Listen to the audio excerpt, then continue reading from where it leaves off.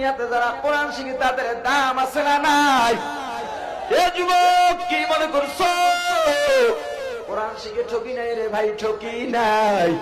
মাথায় টুপি দিয়ে ঠকলাম না, গায়ের মধ্যে জুব্বা দিয়ে ঠকলাম না, বরং আজকে এত সম্মান, এত সম্মান, বড় বড় ডিগ্রি অর্জন করেও এত সম্মান অর্জন করতে পারো নাই। ও মুসলমান ইমানদার, কোরআনের শিক্ষার দাম আছে না নাই? জোরে বলেন, আর জোরে বলেন, কোরআনের শিক্ষার দাম আছে না নাই? কোরআন একটা মানুষকে আসমান সম সম্মানে পরিণত করতে পারে, ঠিক কিনা? এই মাদ্রাসা ভালো লাগে না খারাপ লাগে? কোরআনের শিক্ষা যেখানে দেওয়া হয় ভালো লাগে না খারাপ লাগে? মাদ্রাসার বিরোধিতা করবেন না, মাদ্রাসার পক্ষে থাকবেন। মাদ্রাসার বিরোধিতা করবেন না, মাদ্রাসার সহযোগিতা করবেন। ও মুসলমান ইমানদার আল্লাহর গোলাম, এখন বহু মানুষ আছে মাদ্রাসার বিরোধিতায় লেগে গেছে, আছে না নাই? আবার তারা বড় বড় স্লোগান দেয়, টকশোর মধ্যে গিয়ে ব্রিফিং দেয়, মাদ্রাসা নিয়ে উদ্বিগ্ন আছি, মাদ্রাসার মধ্যে কি হয়, মাদ্রাসায় নজরদারি করা দরকার। আমি বলি মাদ্রাসায় নজরদারি করে লাভ নাই। মাদ্রাসার মধ্যে বদরুল তৈরি হইয়া খাদিজাকে তো পায় না। মাদ্রাসার মধ্যে ঐশী তৈরি হইয়া মা বাবাকে খুন করে না। মাদ্রাসার মধ্যে জাহাঙ্গীরনগর বিশ্ববিদ্যালয়ের মতো ধর্ষক তৈরি হয় না। ও মুসলমান ইমানদার আল্লাহর গোলাম, মাদ্রাসার মধ্যে লেখাপড়া করে বিশ্বজিৎকে রাস্তার মধ্যে কোপায় না। মাদ্রাসার ছাত্র শিক্ষক টেন্ডারবাজির মধ্যে নাই। মাদ্রাসার ছাত্র শিক্ষক মারামারির মধ্যে নাই। মাদ্রাসার ছাত্র শিক্ষক গুলি করা তো দূরের কথা, আজ পর্যন্ত পিস্তল চোখেই দেখে নাই। মাদ্রাসার ছাত্ররা কাউকে খুন করতে জানে না। মাদ্রাসার ছাত্ররা কাউকে গুলি করতে জানে না। মাদ্রাসার ছাত্ররা কারো গায়ে হাত তুলতে জানে না। মাদ্রাসার ছাত্ররা মিথ্যা বলতে জানে না। মাদ্রাসার ছাত্ররা কাউকে কটু কথা বলতে জানে না। মাদ্রাসার ছাত্ররা কাউকে কষ্ট দিতে জানে না রে আল্লাহর গোলাম। তবে মাদ্রাসার ছাত্ররা একটা জিনিস জানে, সেটা হলো কোরবানির সময় যত বড় গরুই হোক না কেন সেটা জব দিতে পারে। এই মাদ্রাসার ছাত্ররা শুধু এটা জানে, গরুটা হক আদায় করে কিভাবে জব করতে হয়, এটা মাদ্রাসার ছাত্ররা জানে। 2 নাম্বারি বাটপারি ছাত্ররা জানে না। ও মুসলমান ইমানদার, মাদ্রাসার মধ্যে নজরদারি করো বা মাদ্রাসার মধ্যে কি হয় আমি বলে দেই, মিলায় দেখো।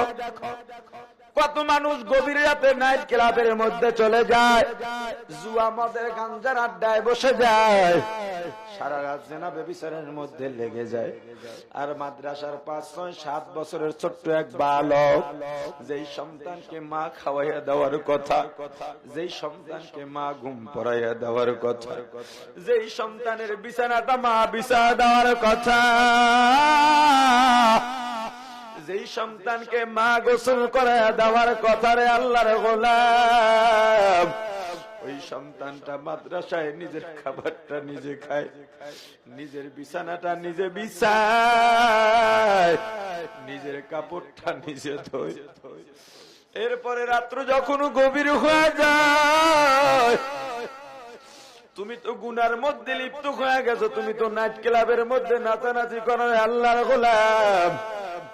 মাদ্রাসার ছাত্র মা নাই, বাবা নাই, অথবা মা আছে বাবা আছে, বড় গরিব, বড় গরিব।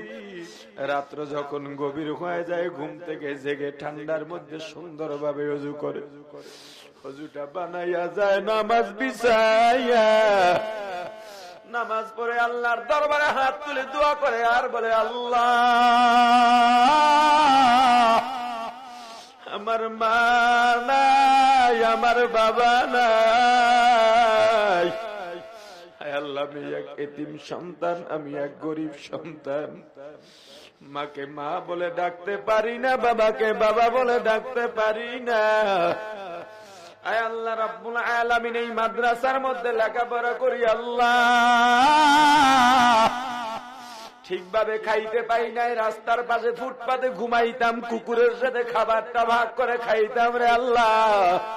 কত ধনী কত বড় লোক আমার সামনে দিয়া যাইতো, কত মজাদার খাবার তাদের সন্তানদের জন্য নিয়ে যাইতো রে আল্লাহ, আমি চাইলে আমাকে ধাক্কা দিয়া ফালাইয়া দিত। মা নাই, বাবা নাই, মাও মারা গেছে, বাবাও মারা গেছে। ছোট ভাই 8-9 বছরের বড় ভাইকে ধরে বলে, ভাইয়া মাকে দেখি না কত বছর, বাবাকে দেখি না কত বছর রে ভাইয়া, আমার একটা জিলাপি খাইতে মন চায়। ছোট ভাইটাকে বড় ভাই কোলের মধ্যে নিয়ে, 4-5 বছরের ছোট ভাই, 8-9 বছরের বড় ভাই জিলাপির দোকানের সামনে যাইয়া হাতটা বাড়া দিয়েছে। জিলাপিওয়ালা দোকানদার, আমার মা নাই, আমার বাবা নাই, আমি ছোট মানুষ, আমার হাড্ডি এখনো কচি হাড্ডি, কাঁচা হাড্ডি, কাজ করতে পারি না, দুর্বল হয়ে যাই। আমার মা নাই, বাবা নাই, আমার ভাইটা বড় ছোট, একটা মাত্র জিলাপি খাইতে চাইছে রে হোটেলওয়ালা। তোমার তো সন্তান আছে, তোমার সন্তান চাইলে তো ফিরা দিতা না। আমার ছোট ভাই খাইতে চাইছে, আমি তো তার চাহিদা পূরণ করতে পারি না, আমাকে একটা জিলাপি দাও। জিলাপিওয়ালায় জিলাপি দেয় না, থাপ্পড় মেরে ঘাড় ধাক্কা দিয়ে বের করে দেয়। বড় ভাই চোখের পানি ছেড়ে কান্দে, ছোট ভাই বড় ভাইয়ের চোখের পানি মুছে দেয় আর বলে, ভাইয়া কান্দিস না, কান্দিস না, আমার জিলাপি লাগবে না, যেখানে গেলে তোকে মারে আমি সেই জিলাপি চাই না।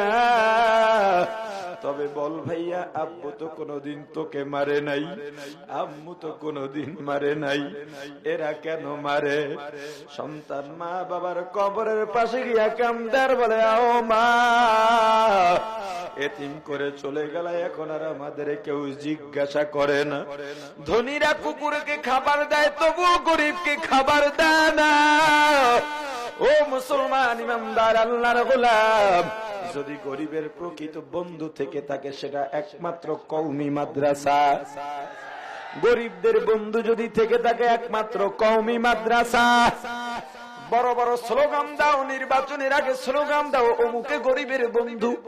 নির্বাচনের সময় রিকশাওয়ালার পায়ের মধ্যে ধুলা লয়, কিন্তু যখন নির্বাচিত হয় ঘরের মধ্যে ঢুকে দরজাটা বন্ধ করে সেক্রেটারিকে, দারোয়ানকে বলে দেয়, কেউ যদি আসে বলবা আমি ঘরের মধ্যে নাই।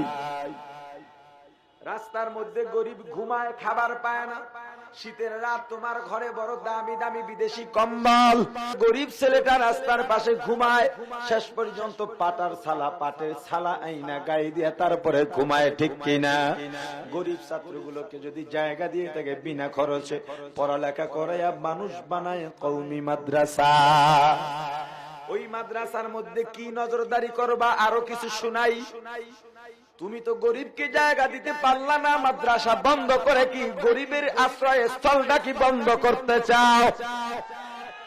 গরিব ছাত্ররা রাত্রে ঘুমের থেকে জাগিয়া যায় নামাজ বিছাইয়া আল্লাহর দরবারে দোয়া করে আর বলে, আল্লাহ আমার মা নাই, বাবা নাই, আয় আল্লাহ এই মাদ্রাসার মধ্যে লেখাপড়া করি, টাকাও দিতে পারি না, পয়সাও দিতে পারি না, আয় আল্লাহ এলাকার যে সমস্ত মানুষগুলো 2 টাকা 5 টাকা 10 টাকা 1000 টাকা দিয়া আমাদের লেখাপড়ার ব্যবস্থা করে দিল, খাবারের ব্যবস্থা করে দিল, আল্লাহ কিছু তো তাদের প্রতিদান দিতে পারবো না, আমি একটা ছোট মানুষ হইয়া আল্লাহ তোমার দরবারে ফরিয়াদ করি, মানুষগুলোকে তুমি মাফ করে দাও।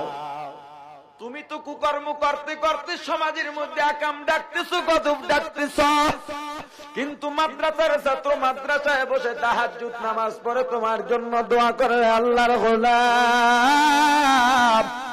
গরিব ছাত্রদের চোখের পানির কারণ হইস না, মাদ্রাসার বিরোধিতা করিস না। যদি ছোট ছোট বাচ্চারা তোমার প্রতি কষ্ট পাইয়া চোখের পানি ছেড়ে গভীর রাতে একবার কেঁদেই ফেলে, তোমার পতন দুনিয়ার কেউ ঠেকাতে পারবে না। ও মুসলমান, বাহাদুরি করিও না, বাহাদুরি করিও না, বাহাদুরি করিও না। একটা সন্তান মাদ্রাসার মধ্যে দিলা না, বড় বাহাদুরি করো। ও আল্লাহর গোলাম, ও মুসলমান, 5টা সন্তান ডাক্তার, ইঞ্জিনিয়ার, বৈজ্ঞানিক হয়ে গেছে। বড় বড় গল্প করো, চাপাবাজি করো, কিন্তু তুমি মারা যাওয়ার পর তোমার জানাজা পড়াবে এমন একটা সন্তান তুমি বানাইতে পারো নাই। তুমি তো আসলে বাবা নও, বাবা নামের কলঙ্ক। ও পর্দালের মা, কয়দিন গভীর রাতে স্বামীকে নিয়ে আল্লাহর দরবারে দোয়া করছো, আল্লাহ রব্বি হাবলি মিনাস সালিহিন, আয় আল্লাহ নেক সন্তান দেন, নেক সন্তান দেন। একদিন তো দোয়া করো না রে আল্লাহর গোলাম। যদি দোয়া করতা আল্লাহ পয়গম্বর ইসমাঈলের মতো আল্লাহ সন্তান দিতেন, ঠিক কিনা? ওই মা বাবার কপাল কত ভালো, যেই মা বাবার সন্তান হয় কোরআনের আলেম। ওই মা বাবার কপাল কত ভালো, যেই মা বাবার সন্তান হয় কোরআনের হাফেজ। ওই মা বাবার কপাল কত ভালো, যেই মা বাবার সন্তান হয় কোরআনের আলেম। ওই মা বাবার কপাল কত ভালো, যেই মা বাবার সন্তান হয় মসজিদের ইমাম। ওই মা বাবার কপাল কত ভালো রে আল্লাহর গোলাম, যেই মা বাবার সন্তান হয় মাদ্রাসার শিক্ষক। ওই মা বাবার কপাল কত ভালো, যেই মা বাবার সন্তান হয় ইসলামের খাদেম। ও মুসলমান ইমানদার আল্লাহর গোলাম, বেশি বেশি দোয়া চাই, আমিও দোয়া করি আল্লাহর গোলাম। আপনাদের মাঝে আজকে এত বড় মাহফিল দিন থেকে শুরু হয়। এই এলাকায় দিনে একক মাদ্রাসার পক্ষ থেকে দিনে প্রোগ্রাম শুধু আমরাই শুরু করেছি। যাত্রাবাড়ি মাদ্রাসায় হয়, সেটা তো দাওয়াতুল হক, বড় সংগঠনের ইজতেমা। কিন্তু মারকাজুত তাকওয়া এটা কোনো সংগঠন নয়, একটা মাত্র প্রতিষ্ঠান। আমি গুনাহগার যারা খাদেম, জানি আমার যোগ্যতা নাই, আমার ইলম নাই, জানি আমার কোনো ইলম নাই, কোনো যোগ্যতাও নাই, তবু মুরব্বিদের নির্দেশে মাদ্রাসা করলাম, চালাইতেছেন আল্লাহ। আপনাদের দোয়া ও পরামর্শ নিয়ে চালাই। আজকের এই মাহফিল থেকে আপনাদের কাছে দোয়া চাই। আমি জানি এখানে যত মানুষ আছেন বেশিরভাগ মুসাফির, অনেক দূর থেকে আসছেন। কিছুক্ষণ আগে একজন গেছেন, হুজুর আমরা হাতিয়ার থেকে এসেছি। 4টিখানি কথা নয়, নদী পার হইয়া হাতিয়া দ্বীপ থেকে এখানে এসেছেন। ও আল্লাহর গোলাম, আপনাদেরকে কি দিব? দেওয়ার মতো তো আমার কাছে কিচ্ছু নাই। আমি আপনাদেরকে কিছু দিতে পারবো না, দোয়া করতে পারবো, জানি না আল্লাহ কবুল করবেন কিনা। আল্লাহর গোলাম, আপনাদের এত ভালোবাসা, এত ভালোবাসা, এর মূল্য দেওয়ার যোগ্যতা আমার নাই। আমি এত বড় গুনাহগার, এত বড় গুনাহগার, আল্লাহর কাছে বলতে লজ্জা পাই। এত গুনাহ কিভাবে আল্লাহর কাছে মাথা উঁচু করে দাঁড়াবো? আপনাদের ভালোবাসার প্রতিদান যেন আল্লাহ আপনাদেরকে দান করেন, বলেন আমিন। আর জোরে বলেন আমিন। ও আল্লাহর গোলাম, মাদ্রাসার মধ্যে যদি নজরদারি করতে চাও, আমিও পরামর্শ দেই, ভালোভাবে নজর লাগাও। মাদ্রাসার মধ্যে যদি নজরদারি পাও, তাহলে আমার বিশ্বাস মাদ্রাসাওয়ালার সোহবতে তুমিও আল্লাহর ওলি হইয়া যাইতে পারবা। সোহবতে সালেহ তোরা সালেহ কুনাদ, সোহবতে তালেহ তোরা তালেহ কুনাদ। ও মুসলমান ইমানদার আল্লাহর গোলাম, আপনার সন্তানকে মাদ্রাসার মধ্যে পড়ানোর নিয়ত করতে পারেননি, কথা বলেন না কেন? ঠকবেন না, ঠকবেন না, ঠকবেন না। ও আল্লাহর গোলাম, বাড়াবাড়ি করি না, চাপাবাজিও করি না, মাস্তানিও করি না, বাহাদুরিও করি না, তাফালিংও করি না। আজকে সারা দেশ নয়, দেশের বাহিরেও তো সফর করলাম। ও মুসলমান, এত সম্মান, এত সম্মান, এত সম্মান যোগ্যতা দিয়া আসতে পারি নাই রে বাবা। পীর মাশায়েখ, মুরব্বি, ওস্তাদদের জোতা ঠিক করতে করতে আল্লাহ এত দূর এনেছেন, নিজে কোনো যোগ্যতা দিয়া আসতে পারি নাই। বাবা যে খুব ধনী ছিলেন, লেখাপড়া করাইছেন, খুব আরাম আয়েশের মধ্যে এত দূর আসছি, বিষয়টা এমনও নয়। আল্লাহ আমাদের 2টা ভাইকে বিশ্বব্যাপী পরিচিত করে দিয়েছেন। এত সম্মান, এত ভালোবাসা। ছোট ভাইকেও প্রায় অনেকেই চেনেন, এখন দারুল উলুম দেওবন্দে পড়তেছে। ও আল্লাহর গোলাম, তবে কোথা থেকে আসলাম? যখন আমি আর বড় ভাই বরগুনা পীর সাহেবের মাদ্রাসার মধ্যে পড়তাম, আমি আর বড় ভাই মাত্র 3টা লুঙ্গি পরতাম। আমার বাবা বড় গরিব ছিলেন, টাকা ছিল না, পয়সা ছিল না, লেখাপড়ার খরচ দিতে পারতেন না। দুই ভাই 3টা লুঙ্গি পরতাম। সকালে একজন গোসল করলে একটা লুঙ্গি ভিজা শুকাতো, তারপরে দুপুরে আর একজন গোসল করতাম। 2 বেলা খাবার পাইতাম মাদ্রাসার থেকে, পেটও ঠিকভাবে ভরতো না। ডাউল এত পাতলা এত পাতলা, ওই ডাউল দিয়েই খানার পরে আবার হাত ধুইতাম। 10 বাড়ির কালেকশন করা চাউল, কত পোকা। মাঝে মাঝে খানার প্লেটে ডাউলের উপরে পোকাগুলো ভেসে উঠত, মাঝে মাঝে চোখের পানিতে ডাউল ডাবল হইয়া যাইত। রে আল্লাহর গোলাম, কত ধনীর সন্তানরা আলু ভর্তা বানিয়ে খাইতো, তরকারি রান্না করে খাইতো, আমরা তো শুধু ডাউল দিয়া খাইতাম। মাঝে মাঝে আসরের পরে বাড়ির দিকে তাকাইয়া তাকাইয়া কাঁদতাম। বড় ভাই এসে সান্ত্বনা দিত, ভাই কান্দিস না, কান্দিস না, এই দুঃখ আর দুঃখ থাকবে না, একদিন আল্লাহ সুখের মুখ দেখাইবেন রে ভাই, কান্দিস না। আমার বাবা গরিব,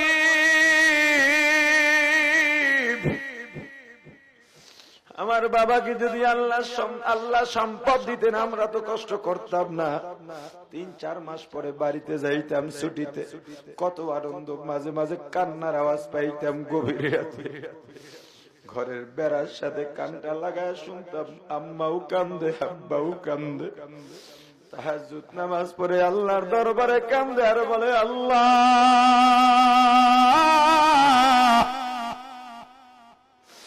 সন্তান দিয়া দুনিয়ার কামাই চাই না রে মালিক, আয় আল্লাহ মারা যাওয়ার পরে যেন জানাজা পড়াইতে পারে।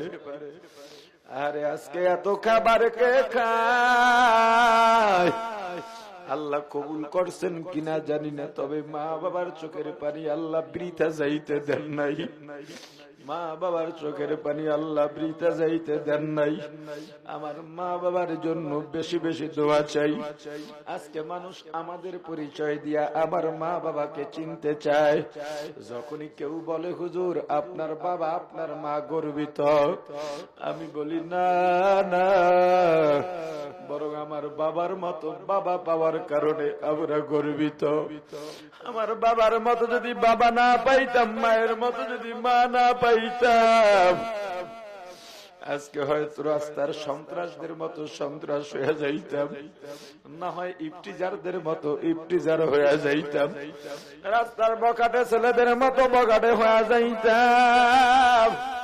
মা বাবার এত চোখের পানি, তার ঋণ তো জীবনও শোধ করতে পারবো না রে আল্লাহর গোলাম, আপনাদের ভালোবাসার ঋণ শোধ করতে পারবো না।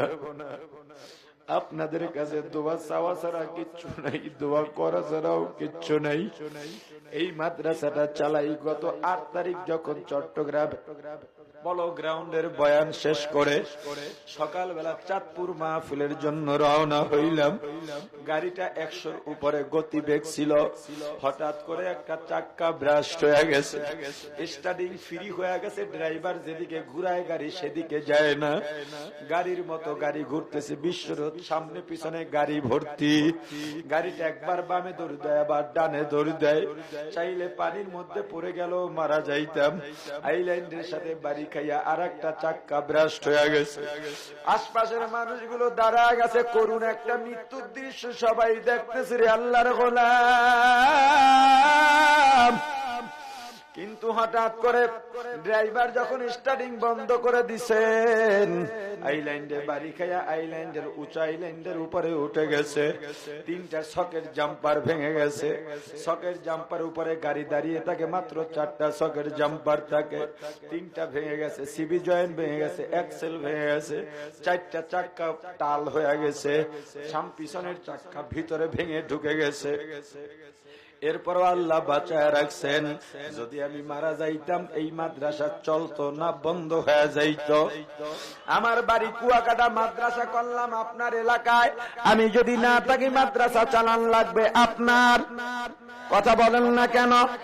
যদিও কষ্ট করে মাদ্রাসা প্রতিষ্ঠা করলাম, খেদমত করি রে আল্লাহর গোলাম, কিন্তু এই মাদ্রাসা কিন্তু আপনাদের মাদ্রাসা, এই মাদ্রাসা আপনাদের মাদ্রাসা, এই মাদ্রাসার মালিকও আপনারা, এই মাদ্রাসার সব রক্ষণাবেক্ষণকারীও আপনারা। আমি বাহিরে কালেকশন করি না, আপনারা সবাই জানেন। যদি করতাম রমজান কোরবানিতে আপনাদেরকে বিরক্ত করতাম। এই মাহফিল উপলক্ষ কালেকশন করি নাই, শুধুমাত্র এলাকায় ছাত্রদের নামিয়েছিলাম হক হিসেবে, কিন্তু তাতেও বেশি টাকা পয়সা আসে নাই। আমার নিজের খরচ দিয়া মাদ্রাসা চলে, কোনো ডোনারও নাই, মাসিক স্থায়ী দানও নাই। ও আল্লাহর গোলাম, এখন হাঁপিয়ে উঠেছি।